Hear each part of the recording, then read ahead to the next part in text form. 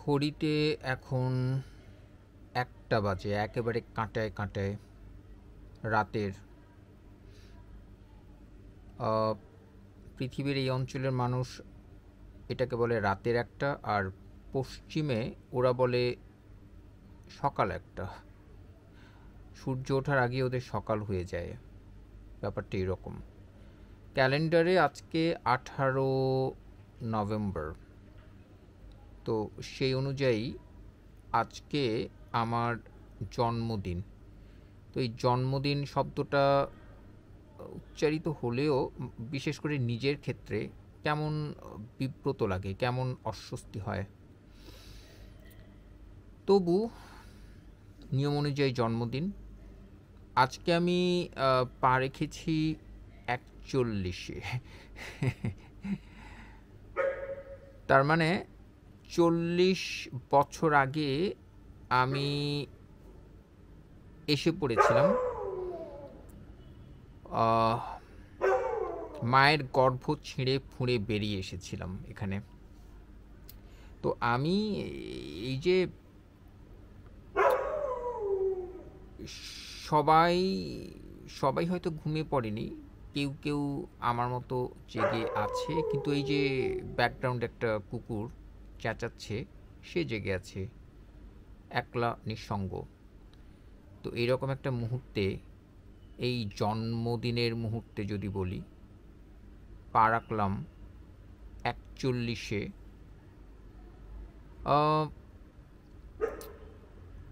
মনে একটা ভাবনা এলো, সেটা রেকর্ড করবার জন্যই এই ক্যামেরাটাকে আমার জানালার পাশে বসিয়ে দিয়েছি, আকাশের দিকে তাক করে। আকাশে চাঁদ নেই, তাই এমন অন্ধকার।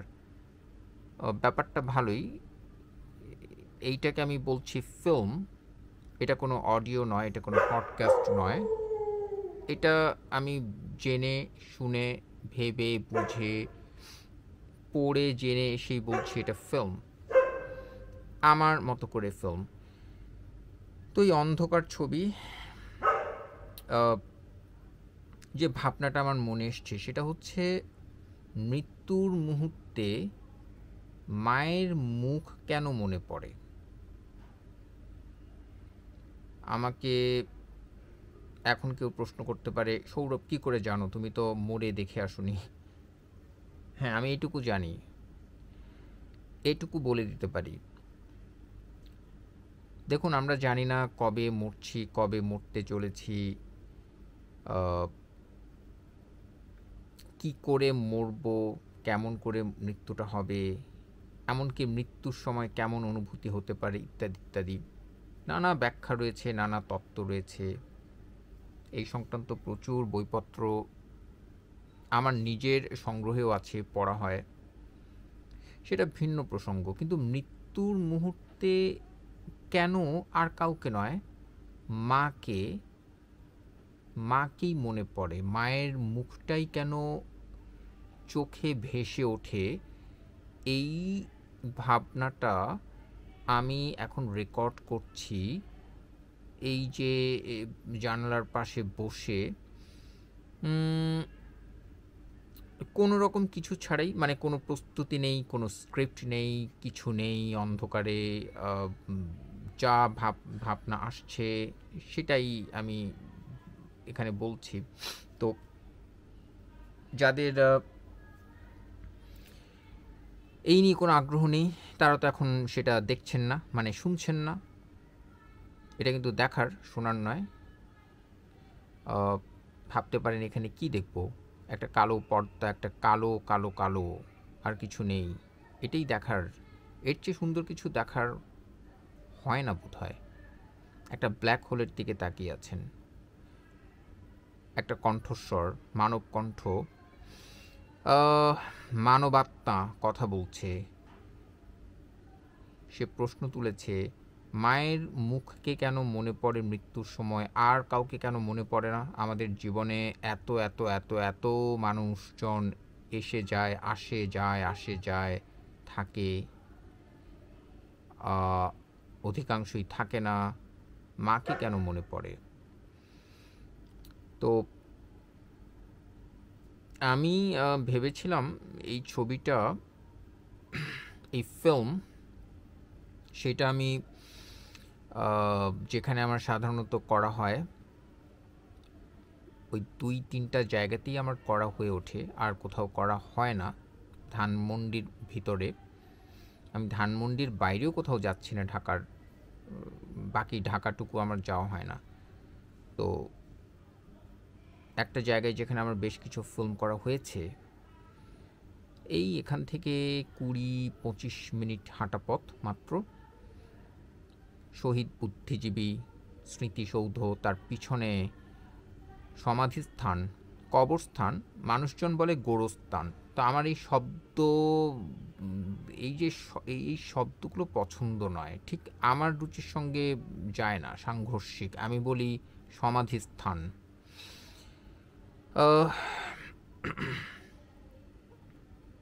গোরস্থান তো বাংলা শব্দ নয়। তো যা কিছু বাংলা নয়, যখন আপনি বাংলা বলছেন তখন শব্দটা বাংলা হওয়া চাই।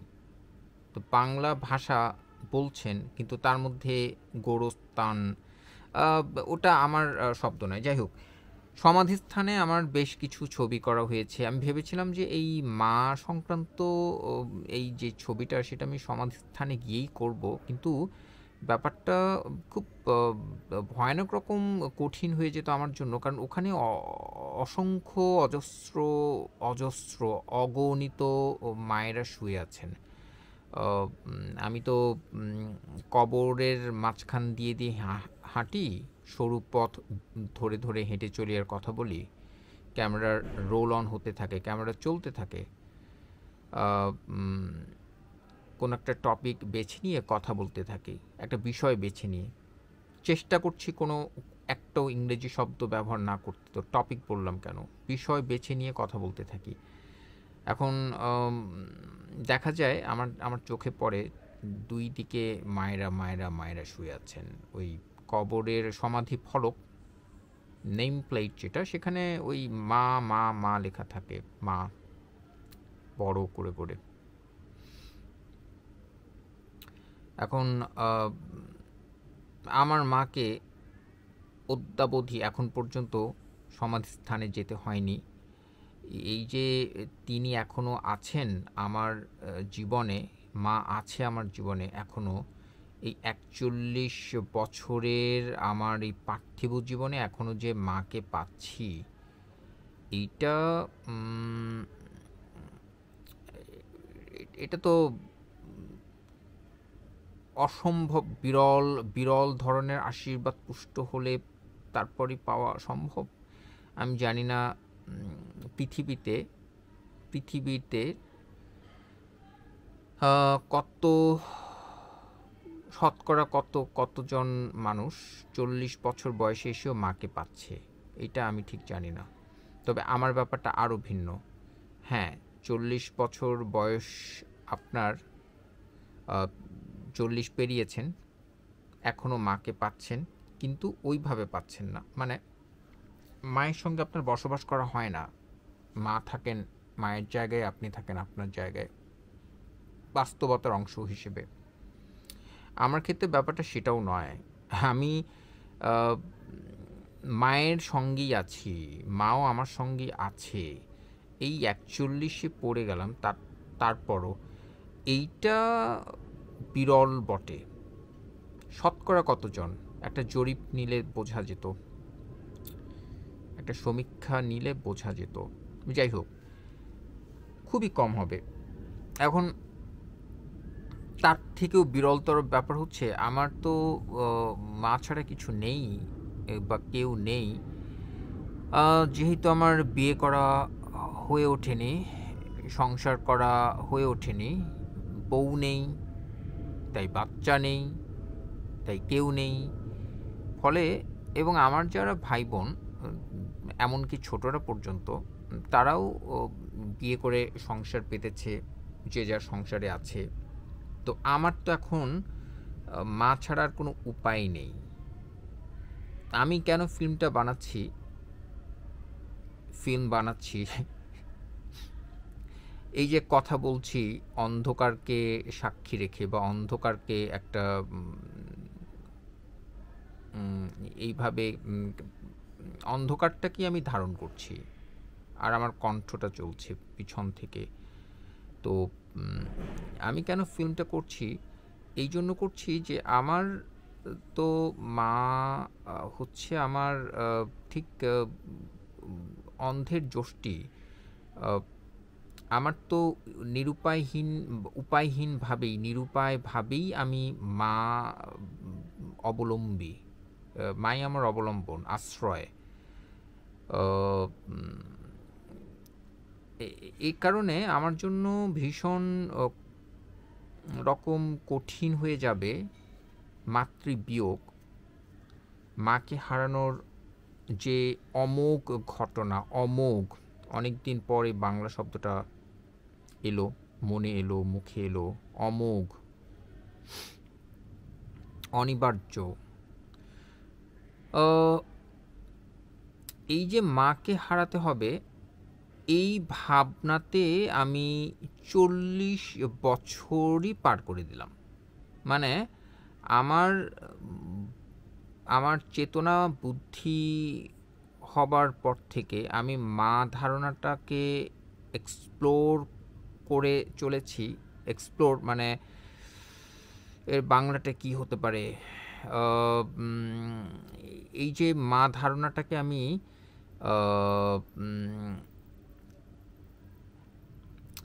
এই যে অভিজ্ঞতার ভিতর দিয়ে যাচ্ছি, এই ধারণাটাকে আমি ধারণ করছি, বুঝে বুঝে যাচ্ছি 40 বছর ধরে। আর তার সঙ্গে সঙ্গে আমার মধ্যে ওই মাকে হারানো, মায়ের চলে যাওয়ার যে ভাবনাটা, সেটাও আমাকে বিষণ্ণ করে রেখেছে এই 40 বছর ধরেই। মানে 40 বছর পার করে এই 41-এ এসে এখনো। তো আমার জন্য মাবিহীন যে পৃথিবী, সেটা খুব বেশি কঠিন হবে। মানুষজন অনেক কিছু বলে, যারা বলে যে কারো মৃত্যুতে জীবন থেমে থাকে না, মৃত্যুতে জীবন থেমে থাকে না, কেউ চলে গেলে জীবন চলতে থাকে, জীবনের নিয়মে জীবন চলতে থাকে, কারো অভাবে কিছু থেমে থাকে না। খুব বাজে কথা। এই কথাগুলো যারা বলে তারা, আমার মনে হয় যে এরা ঠিক মানুষ হয়ে উঠলো না, বা তারা ঠিক জীবনটাকে বুঝে উঠলো না। জীবনের উদ্দেশ্য ঠিক, জীবনের উদ্দেশ্য কি? জীবনের উদ্দেশ্য হচ্ছে জীবনটাকে বোঝা, তারপর জীবনটাকে বুঝে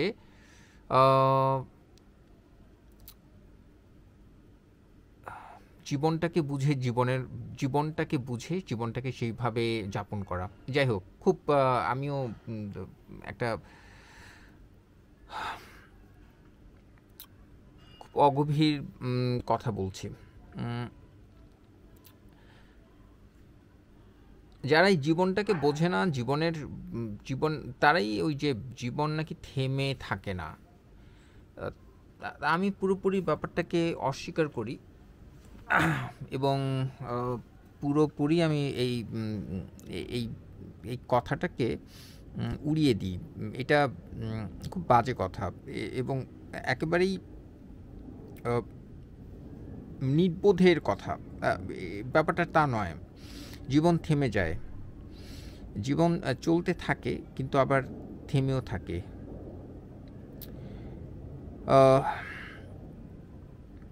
আমি নিশ্চিত এই পর্যায় পর্যন্ত কেউ নেই, কেউ শুনছে না আমার কথা, যেহেতু আমি খুব দ্রুত কথা বলে উঠতে পারছি না। আমি ভেবে চিন্তে কথা বলছি এবং অনেক সময় হোঁচট খাচ্ছি। তো আমার এই হোঁচটগুলো নেওয়ার মতো মানুষজন নাই এখন, সবাই চলে গেছেন। তো এটা আমার জন্য ভালো হয়েছে, এই ভাবনাটা যে আমি কথাগুলো রেকর্ড করে রাখছি, বলছি, কিন্তু কেউ শুনছেন না। এটাই আমার জন্য প্রার্থিত একটা পরিস্থিতি। এখন এই অবস্থাতে আমি কথাগুলো আরও ভালো করে বলতে পারবো। তো কেউ নেই, সবার জন্য শুভকামনা। এখন আমি বলি, সেটা হচ্ছে এই যে যারা বলে যে কারো অভাবে জীবন থেমে থাকে না, মানে তারা বোঝাতে চায় যে তার মা চলে গেছে তো কি হয়েছে, জীবন তো থেমে থাকবে না, বেঁচে থাকো, বাঁচতে থাকো, ভুলে যাও মা, মৃত্যু, আমরা পৃথিবীতে আসি চলে যাওয়ার জন্য, মাও আসে চলে যাওয়ার জন্য, সেই জন্য চলে গেছে। এই নিয়ে এত ভাবনা, এত কান্নার কি আছে, এত শোকার্ত হওয়ার কি আছে, এত শোক বিফল হওয়ার কি আছে, ভুলে যাও। তো আমি এই দলের মধ্যে পড়ি না। আমার মনে হয় যে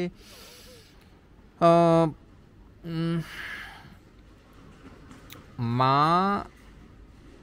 চলে গেলে জীবনটা থেমে যায়, জীবনটা একদম বিধ্বস্ত হয়ে যায়, জীবনটা থেমে যায়, জীবনটা চলে না। তারপর যেটা চলে সেটা ঠিক আমি থাকি না।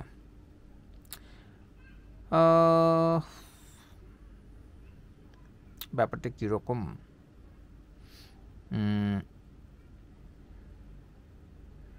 যেমন ধরা যাক আমি আমার মা যখন চলে যাবে, যদি আমার জীবদ্দশাতেই তাকে চলে যেতে হয় প্রকৃতির নিয়ম অনুযায়ী, আমার ক্ষেত্রে আমার সমস্ত কর্মকাণ্ডে, আমার লেখায় এবং আমার যাবতীয় আমার সব কাজের মধ্যে সেই ছাপটা খুব করে পড়বে, ভীষণভাবে পড়বে, প্রচ্ছন্নভাবে পড়বে, প্রত্যক্ষভাবে না হলেও অপ্রত্যক্ষভাবে পড়বে। তখন আমার বিষয় যাই হোক না কেন, যা নিয়ে বলছি বা লিখছি বা সেখানে বোঝা যাবে যে আমার মা নেই আর, মাবিহীন আমি, আর মা ছিলেন সেই আমি, আর মা নেই এই আমি। এই পার্থক্যটুকু বোঝা যাবে। বিষয় যাই হোক না কেন, হতে পারে আমি কথা বলছি আকাশ নিয়ে, বাতাস নিয়ে, নদী নিয়ে, গাছ নিয়ে, মাছ নিয়ে, কিন্তু বোঝা যাবে এই মানুষটার মা নেই। তার মা ছিল, এখন নেই আর। এই হচ্ছে এই যে তাহলে জীবনটার একরকম থাকলো না, জীবন চললো কি করে, চলছে কোথায়? ওই যে কারো অভাবে জীবন থেমে থাকে না, কেউ চলে গেলে,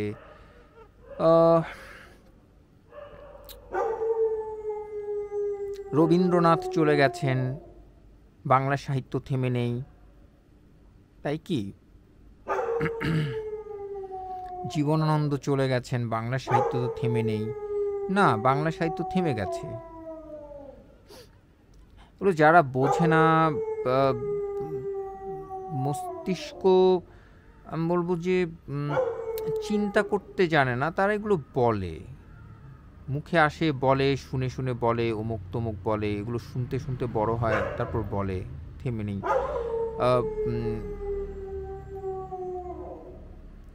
হুমায়ুন আজাদ নিহত হলেন, চলে গেলেন, বাংলা সাহিত্য থেমে গেছে, ওইখানেই থেমে গেছে, থেমে যায়, যা চলছে সেই চলাটা চলা নয়।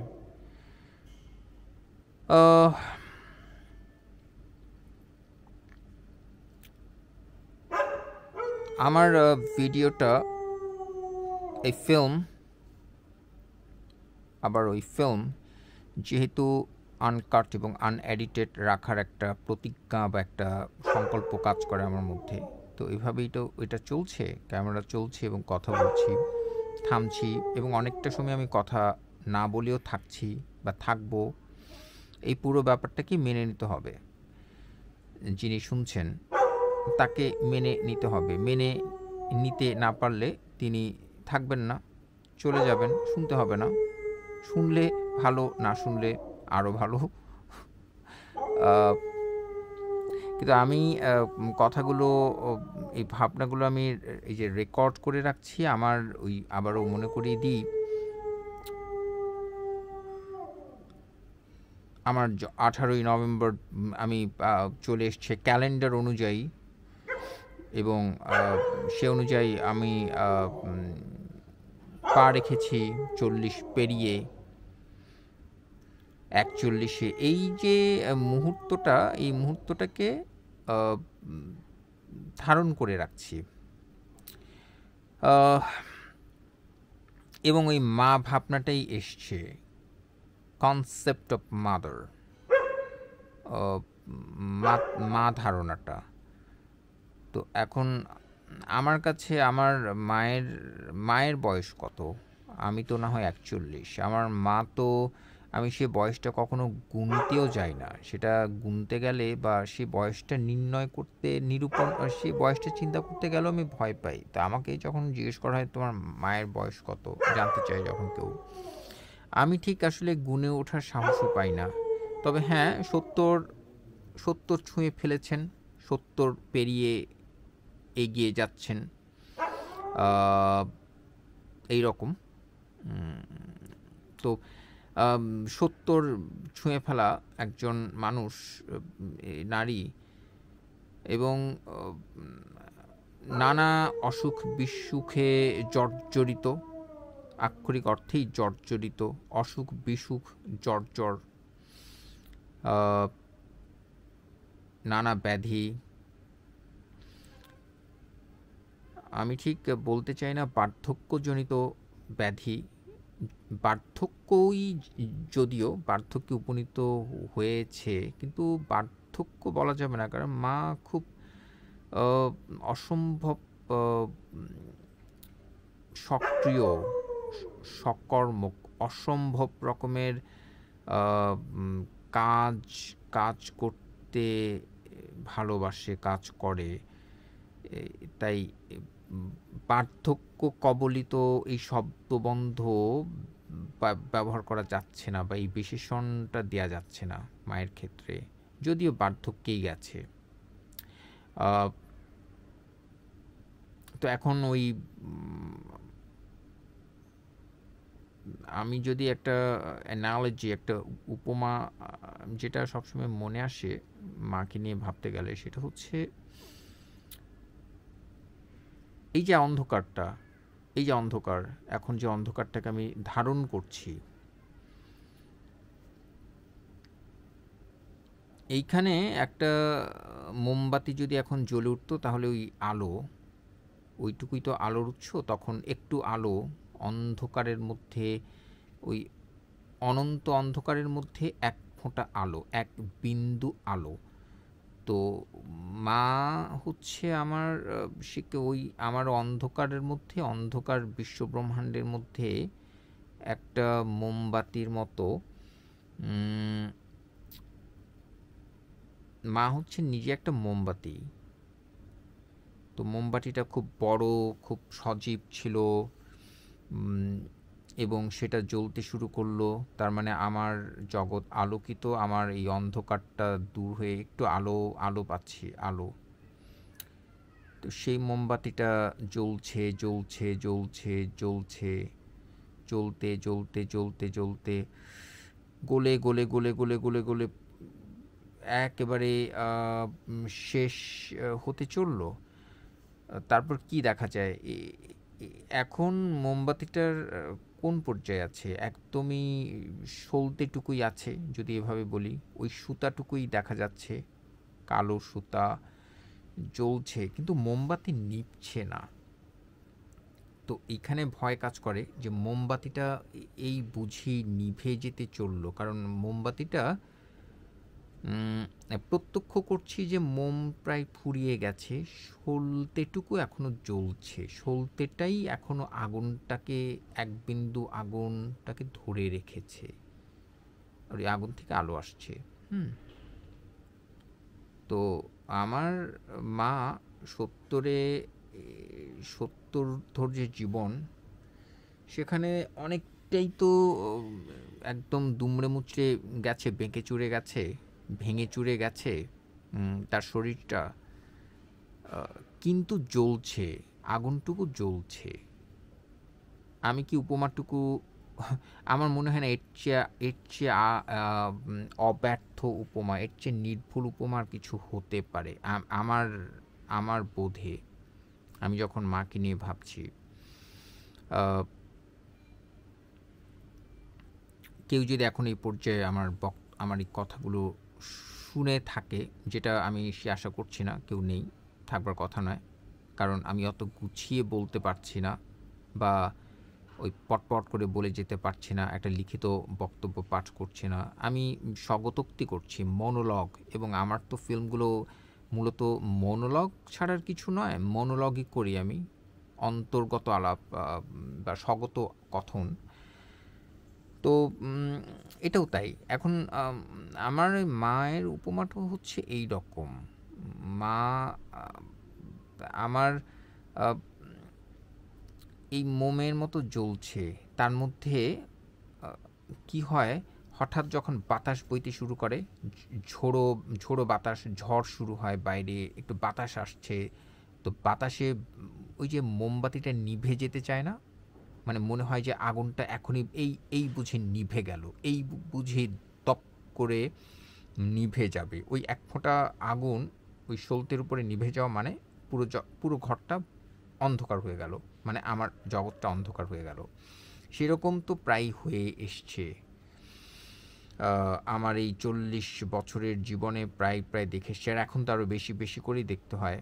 হঠাৎ যখন অসুস্থ হয়ে পড়ে, হঠাৎ যখন শ্বাসকষ্ট, হঠাৎ যখন এটা বা ওইটা সেটা নানা কিছু ধরা দেয়, একটু বেশি করেই ধরা দেয়, বিছানা বন্দি হয়ে যায়, শয্যায় পড়ে যায়, তখন ওই উপমাটা মাথায় আসে যে ঝোড়ো বাতাস বইছে, এই বুঝি নিভে গেল, এই বুঝি নিভে গেল। আরেকটা কথা শুরুতেই বলা যেতে পারতো, আবার ফিরে যাই, যে আমার ব্যাপারটা কি হয়েছে। ৪০ ঊর্ধ্ব আমি কিন্তু মায়ের সঙ্গেই থাকছি, নিরুপায় হয়েই থাকছি। কারণ আমার তো সংসার ঘর কিছু নেই, করা হয়ে ওঠেনি।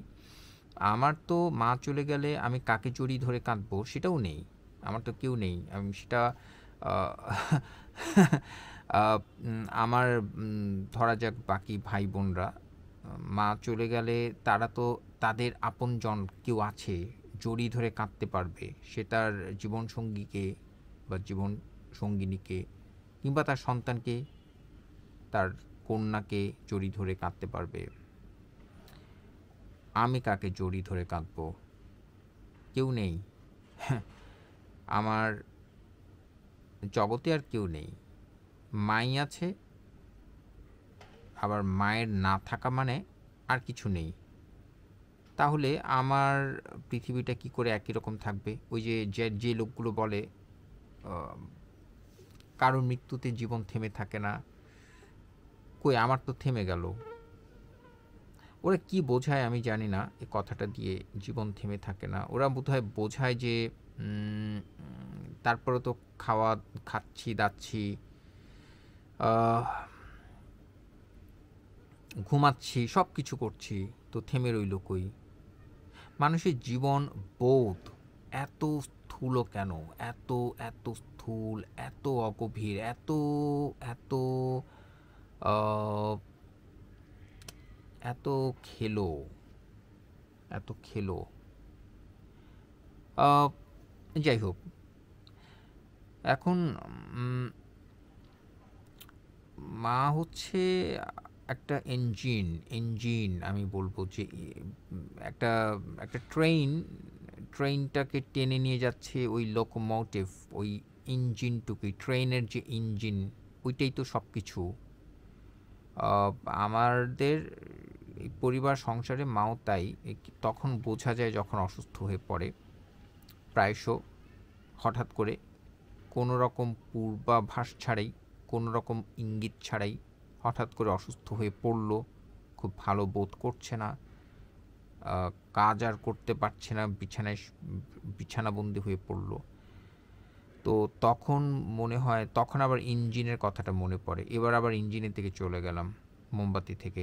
তখন মনে হয় যে থেমে গেল, শেষ, আর চলছে না। এবং তখন আর চলেও না সংসার, আমাদের পরিবারটা তখন থেমে যায়। ঘরে রান্নাবান্না যদি বলি, সে তো মা করে, আর কি করে, কেউ করে না। বাবা আছে, আমি আছি, আর কেউ নেই।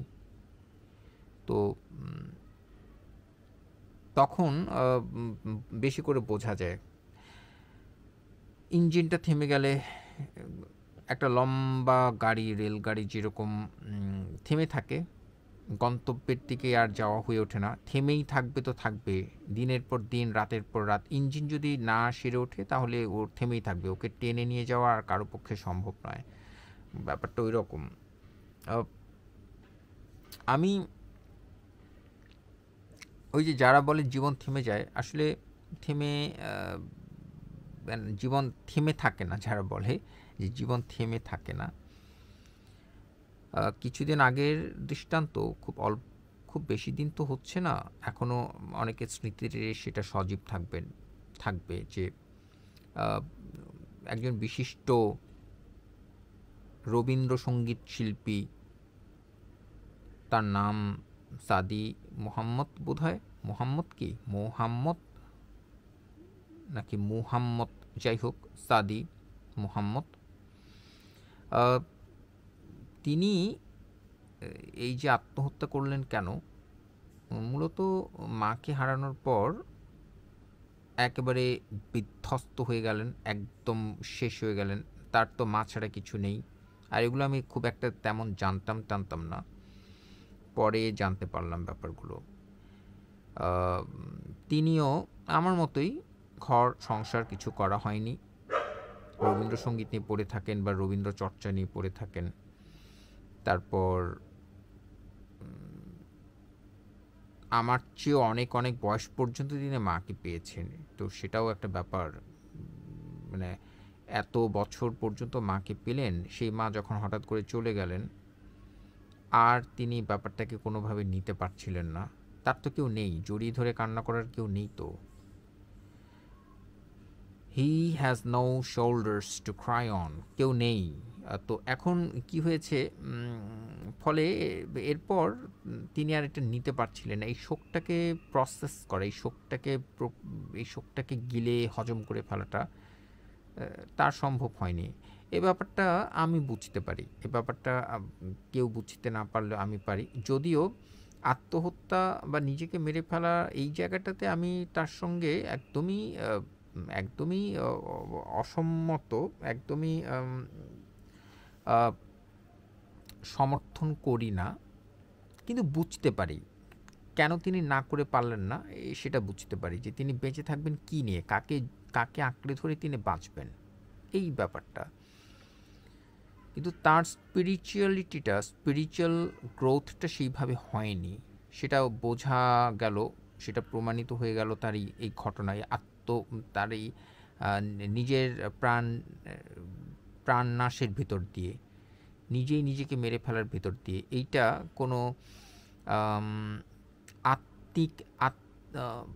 স্পিরিচুয়ালের বাংলা এই মুহূর্তে আর করতে পারছি না। স্পিরিচুয়াল আত্মিকতা বোধ সম্পন্ন, যদি এইভাবে বলি, খুব বড় বাংলা হয়ে গেল।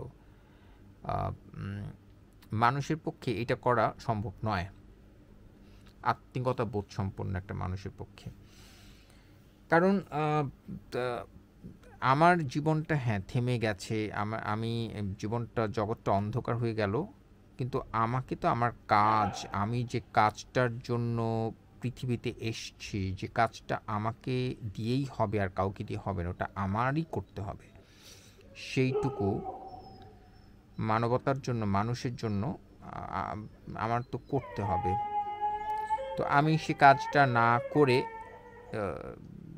শুধুমাত্র আমি যেহেতু বিষণ্ণ এবং বিমর্ষ এবং বিধ্বস্ত, তাই আমি আর বাঁচতে চাই না, আমি বাঁচতে আমার ভালো লাগছে না, তাই মরে গেলাম। ব্যাপারটা তখনই হয় যখন সে স্পিরিচুয়াল থাকে না। এই যে এখন ব্যাকগ্রাউন্ডে একটা নয় ২-৩টা সমস্বরে কোরাস করছে। তবে এটা খুব করুণ ডাক। এই কুকুরগুলো কেন আমি জানি না, ওদের ভাষা বুঝি না। ওরা এইভাবে কেন ডাকছে? এটা তো আর ঠিক ঘেউ ঘেউ নয়, এটা তো করুণ বেহালার মতো একটা ডাক। এ কান্না, এটা কুকুরদের কান্না। এটা কি ধরা পড়ছে আমি জানি না। আমার ক্যামেরার এই মাইক্রোফোন, ইনবিল্ট যে মাইক্রোফোন সিস্টেম, সেখানে এটা কতটুকু আসছে? সম্ভবত আসছে, এটা ভালোই আসে। এটা সারাউন্ডিং সাউন্ডকে ক্যাপচার করতে পারে। তো প্রসঙ্গ থেকে সরে না যাই, যেটা বলছিলাম যে এই ব্যাপারটা আমি বুঝি তিনি কেন করেছিলেন।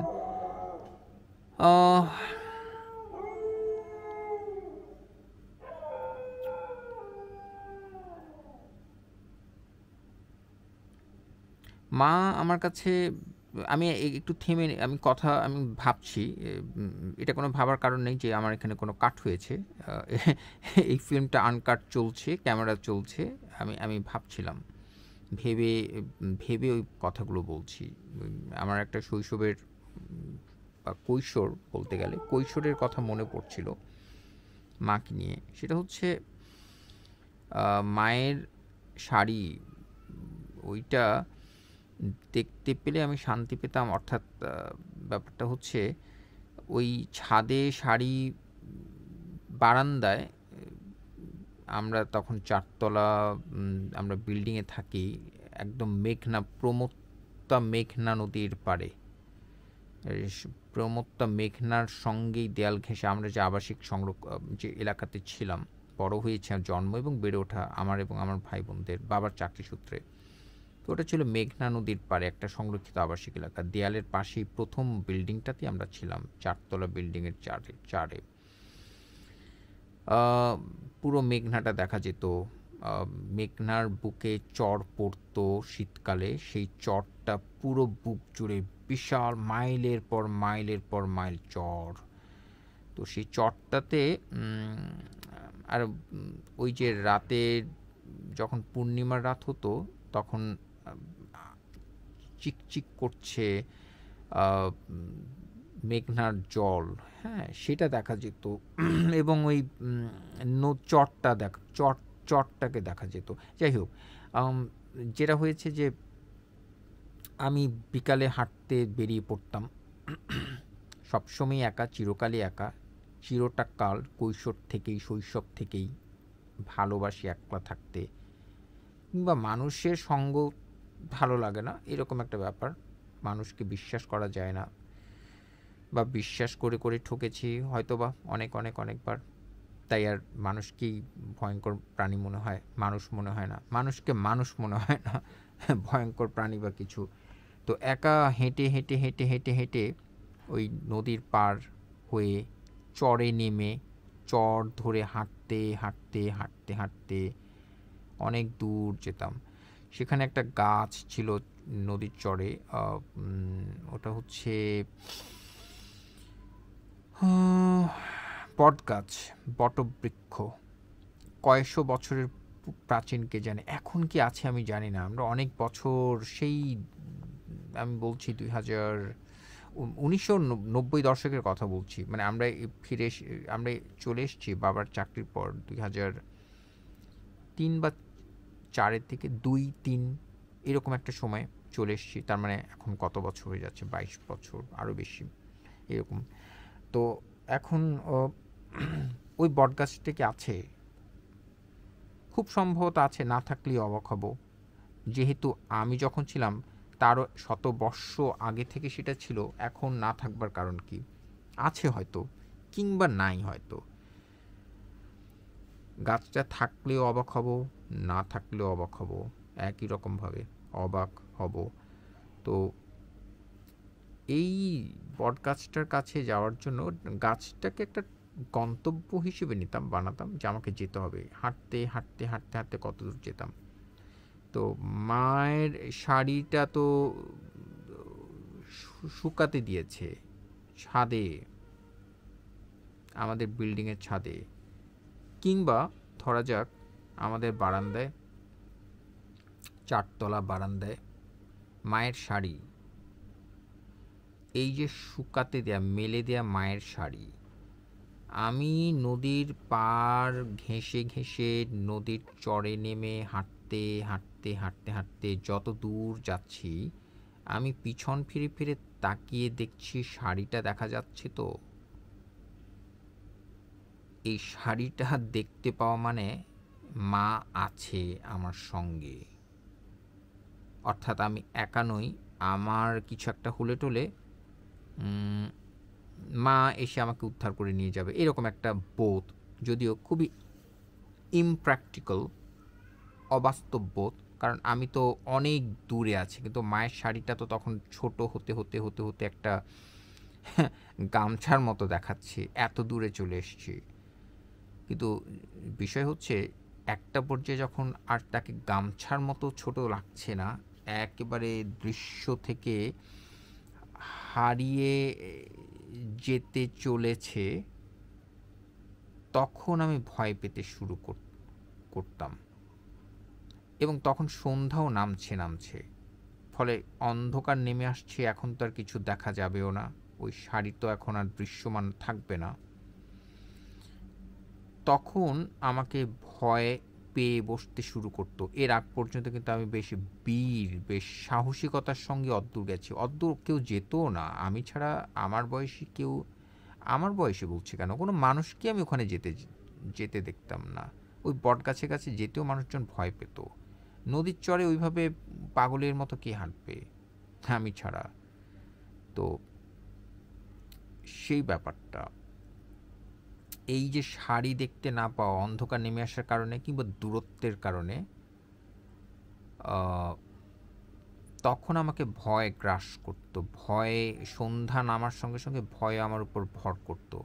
সেটা সন্ধ্যার কারণে নয়, সেটা ওই শাড়িটুকু দেখতে না পাওয়ার কারণে। ওই শাড়ি মানে মা মানে শাড়ি, মাকে আর দেখতে পাচ্ছি না।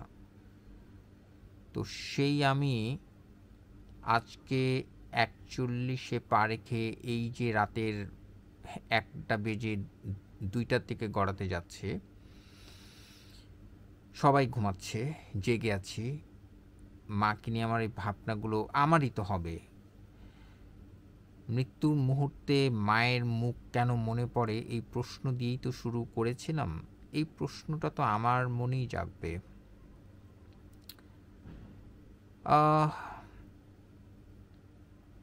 এই তো আপাতত গুটিয়ে ফেলি। ব্যাপার হচ্ছে, মাকে নিয়ে বলতে গেলে কোনোদিনই শেষ হবে না, অন্তত আমার। কিন্তু আমার ওই মনে হয়েছে যে হ্যাঁ, জন্মদিনটাকে একটু ধারণ করে রাখি একটা ভাবনা দিয়ে, মা ভাবনা দিয়ে, যার ভিতর থেকে আমি এসেছি, যার মাধ্যমে আমি এসেছি।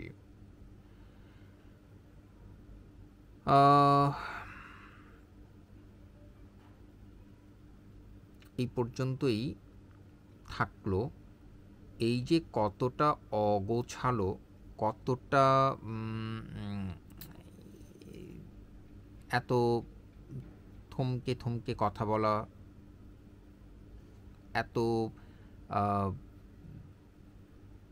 কথা বলতে গিয়ে কথা হারিয়ে যাওয়া, বা এই যে ব্যাপারগুলো, এটাকে রেকর্ড করাটাই হচ্ছে আমার ফিল্ম। এই যে আমার ইমপারফেকশন, এটাকে রেকর্ড করাই আমার ফিল্ম।